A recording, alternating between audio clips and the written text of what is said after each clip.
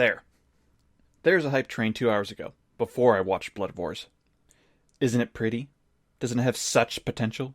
Doesn't it look like it isn't full of terrible decisions? Alright, let's start with the premise of Bloodivores. 60 years ago, an outbreak of insomnia sweeps the world. People can't sleep and start going insane. A drug is made to cure the illness and it is distributed, but turns some people into vampires. Humans go to war with the vampires, and win. Vampires actually lose a war, but some survive. Then a half-blood vampire comes along, which is believed to be an impossibility because it has the blood of a vampire but none of the side effects. He's given the nickname of the Child of Hope, and is thrust into the public spotlight at just 5 years old. By 17, he is a bank robber and has had multiple run-ins with the law. Awesome. I am all on board a series where vampires are not only a known thing, but are a minority and still feared. This half-blood is also running from the title of The Child of Hope. I'm all about it. I'll take a dozen.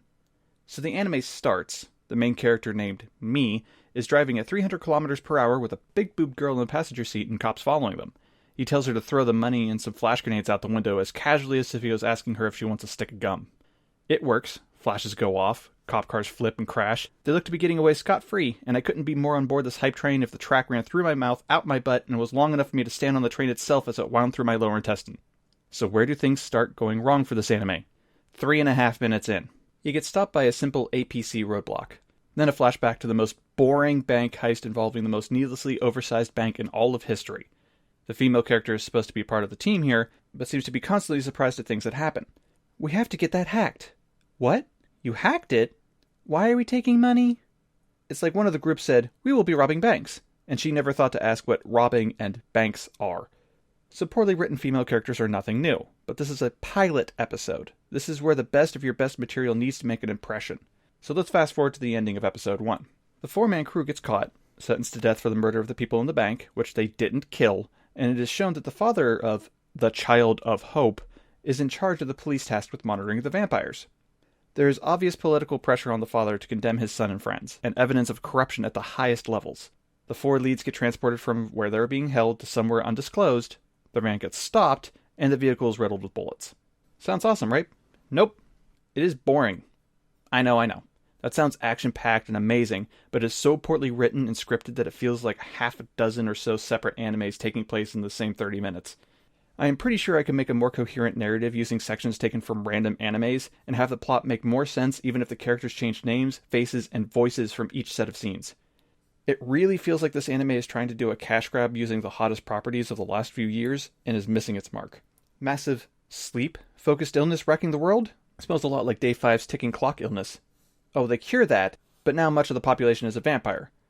Oh, but the vampire in the sense that they drink blood and practically nothing else. Oh, there's a war between vampires and humans? Like, anything with vampires in it? But the humans win! Ooh, clever twist.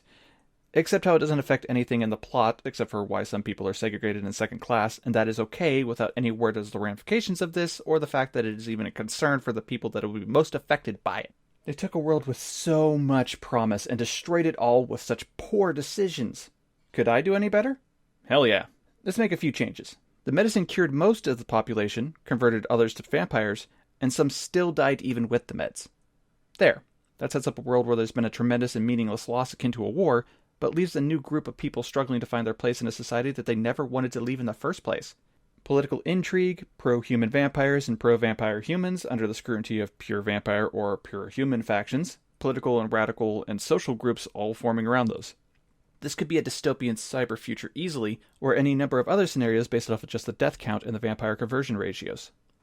You could base an entire series around just that. But just for kicks, let's follow their rabbit hole and make a few more tweaks. So the vampires and humans get into a war, and the vampires lose. The remaining vampires are treated as vermin, or worse, being killed on sight with no repercussions to either police or civilian forces for the deaths. This leaves the remaining vampires in a kill or be killed scenario that they can't be expected to win. Raids on humans and animal stores for food, vampire sympathizers, marauding bands of humans and or vampires, how is this not a thing yet? Deeper? Okay, if you insist. A half-vampire human is nicknamed the Child of Hope. If this was before the war, then he could be the focal point of politics he could never hope to understand, and follow the pushing and pulling of him as a person as the vampire and human cultures collide with him, still young and growing, in the middle of it all. During the war? He runs and hides with the vampire and or humans, being used as an object of power, a thing, as opposed to an actual person. The psychological and emotional scars of a war focused around a small child would be an amazing thing to see. Or he is the leader of the vampires during the war, fighting on the front lines when others would want him somewhere safe, leading from the back. Hell, post-war he is seen as a threat by those in power and targeted for elimination, or to be raised as a puppet king that they can control. Why did I spend so long going over the options that the studio could have used? To illustrate just how poorly they made this anime. Other than the individual frames of animation, everything from the writing to the directing to the plot to the animation as a whole is just poorly executed. But wait, I hear you thinking. You just said that, quote, other than the individual frames of animation, end quote, and then said the animation was poorly executed. To be fair, I basically said everything was poorly executed. And individual frames are very pretty and stylized in episode 1, then quickly turn to brown, orange, and purple. Any single screenshot is pretty enough, but the animation is choppy. The writing, not just the story, but the lines of dialogue, character personalities, plot points, all seem haphazard and rushed. Like the team was promised a budget and given a deadline, then the deadlines got pushed way up, and the budget got shoved way, way down. But wait, I can hear you interrupting again. You didn't talk about the next 2 episodes. I thought this was the first 3. Next 2 episodes? Sure. The characters wake up in an abandoned warehouse, attacked by bulletproof monsters, except for when they're not bulletproof. An assassin is introduced that starts killing things in a crushed purple velvet trench coat. The main character apparently has magical powers, and isn't the only one, and none of it is coherent, well animated, or even interesting. This anime is a jumbled mess. And on a scale of 1 to 10, low to high, I'll give it a 4, because of the promise that it had in the beginning might resurface sometime later.